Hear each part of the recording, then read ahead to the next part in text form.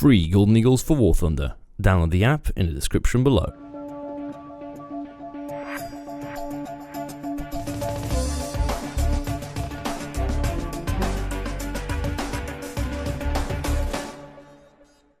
Hey guys, welcome back to War Thunder, and welcome to some Kai 87 Odd One Out gameplay.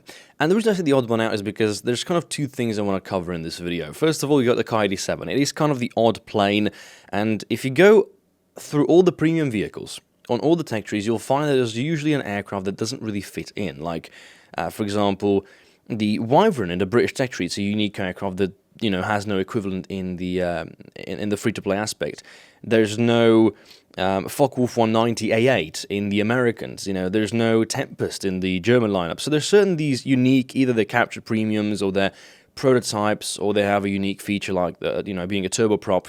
And it's obvious why these vehicles are in the game. They have a sell factor. Of course, by making them premiums and making them unique at the same time, there is a certain amount of, you know, wantingness from the community to, of course, purchase said vehicles and try them out.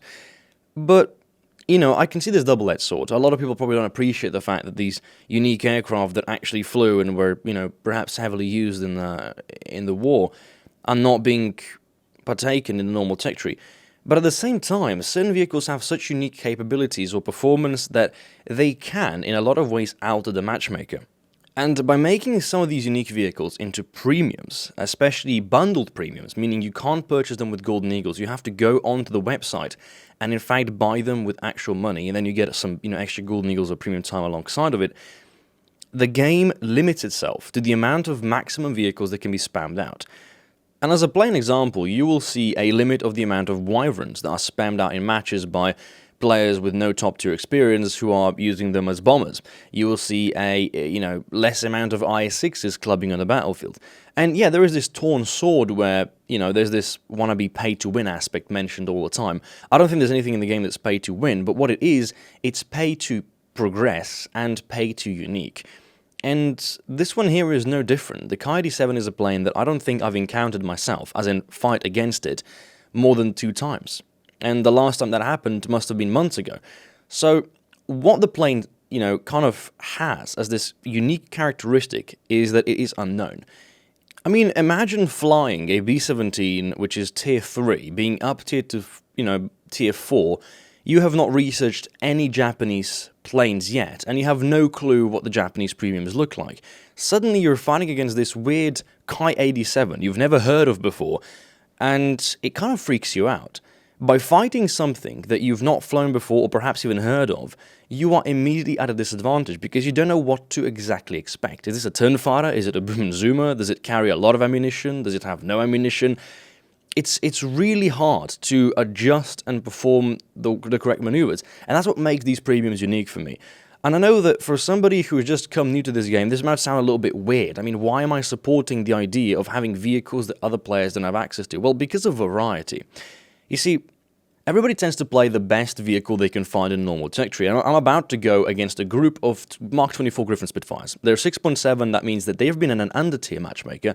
I'm here in a full disadvantage. The only advantage I have is from the map. And the map is something that the enemy has not taken advantage of. They know they're at a disadvantage, they know there's about a 1.5 kilometer difference from the fact they have to take off and we get an air spawn, which is a slight odd one out on this map, and I'll touch onto that later, but they did not do anything to aid the scenario. They're climbing straight down the middle of the map, and to make matters worse, they're AFK. And so my very first frag is a AFK Spitfire. Here's the thing. Everybody plays the best vehicle they can find. Why? Well, because it's the most effective one to grind with. If somebody wants to grind the top-tier British jets, the easiest way to do it is to take a good top-tier prop and just put a talisman on it. However, that vehicle is known by everybody. I mean, everyone probably has heard of the Griffin Spitfire, or at least has seen one, or has fought against one. A Kai 87, though, it's a bit of a different vehicle. Nobody knows what it is. They don't know how it performs. They don't know how to fight against it. And ironically enough, here's my second AFK kill on a Spitfire FR. This was becoming a really hilarious outcome because some of the enemy players actually climbed, and the ones that did perform the correct climbing maneuvers are now above me. The ones that, of course, simply climbed AFK are going back to the hangar. And I'll give you a tip if you're climbing on New Guinea. Now, as previously mentioned, you don't get an air spawn. do not climb directly into the enemy team. Go into a side climb perform, and if nothing else, look at the position of the sun.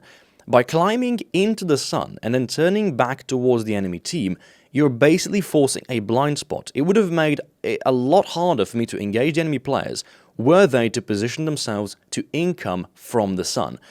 Now, one thing is to engage a player from the sun, one is to run into the sun, and even though my shots were horrible there, this is one of the first flights I had in the Ki-87, I myself am not very familiar with what this vehicle can do, so this was really a triple odd one out, because I also didn't know what to expect from the plane's performance. What I knew to expect, though, was that my team was going to be on par. And some very basic maneuvering skills later, some very blind and poorly evading Griffin Spitfires. Now, my shots are atrocious, I will agree with that. Stealth on the 30mm is a little bit off. Still, the plane has firepower, it has decent maneuverability, and at top tier, at top altitude, has great performance. That right there was 4 kills in exactly 6 minutes, and we have not taken a single hit, and the enemy team has been reduced to 2 players. That is a direct effect of me flying an aircraft I feel semi-confident in against enemy teammates on a map where they're climbing in a very predictable sense, or perhaps being AFK as it is always to be predicted, and they're flying aircraft that I know how to fly with or against. One of the best tips I can give you for a period about War Thunder is to fly as many planes you can. If you ever meet something on the battlefield, you will feel a lot more comfortable engaging it were you to play that on your own, because you know the limitations of what you're fighting against. Let's say I get engaged by a Spitfire Mark 9. This is a perfect example. I know the Spitfire Mark 9 has a very bad roll rate and that it will rip its wings off when turning too sharp. So by enforcing the type of rules, by making him go fast, making him roll, and making him turn, I can force him to rip his wings off. But if I'm flying against a Ki-87 and I've never flown it and I don't know how well it performs, I don't know if I should dive away, I don't know if I should side climb, I don't know if I should, start turn fighting it. This is what makes such a vehicle unique, and I'm sure that now that I've made this video, probably a couple of people will go out and buy it, or maybe test it out for themselves. Obviously, the kind of saturation of certain vehicles being played out changes throughout specific months, especially when new patches are released. Premiums are played out more often. It depends which people are playing them, which server you're playing on, which time of the day you're playing on. But the Ki-87 is one of those more unique, odd one out premiums because I rarely see them myself. Now, albeit, is this because it is expensive? Is this because you can put a talisman on most of the vehicles in the normal tech tree and do better with it? I don't think this is an aircraft where you're paying for performance. I think this is an aircraft where you're paying for it being unique and nobody else having it, which makes it an advantage in the sense that the enemy probably doesn't know how to really fight against you.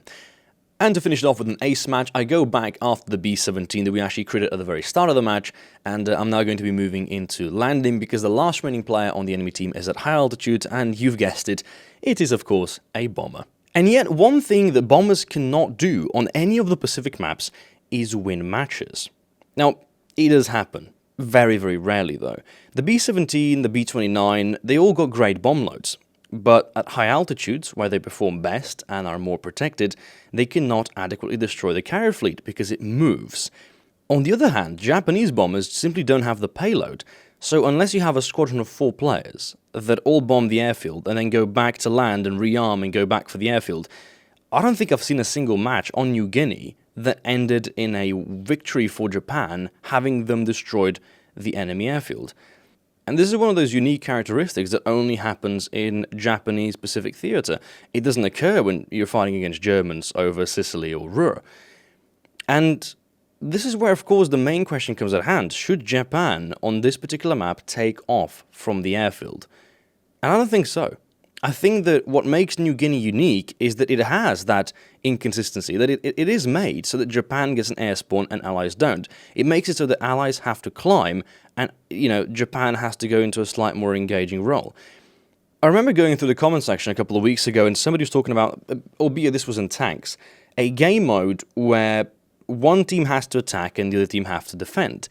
Frankly, we have such game modes in the game already, and it's made by this inconsistency of map designs. Personally, yeah, if you're flying with the allies and you're flying in a Griffin Spitfire, you are at a slight disadvantage. But the real disadvantage of allied teams is that they're the only ones that I consistently find climbing AFK. They're the ones not using the sun in their advantage, they're the one not using different flight paths, and they're filled with bombers who continue climbing to space and using them as gunships. The problem of New Guinea is far from the way the map works. It has more to do with the players who play on it. So, yeah, long story short, there's a lot of odd ones in the game, and I think it's certain odd vehicles and certain odd maps that make the matchmaker slightly more variable and slightly more interesting. They introduce a different technique, they introduce different tactics, and they make the matchmaker a lot more fun for me to play in. Anyway guys, hope you enjoyed the video. I'll catch you in the next one.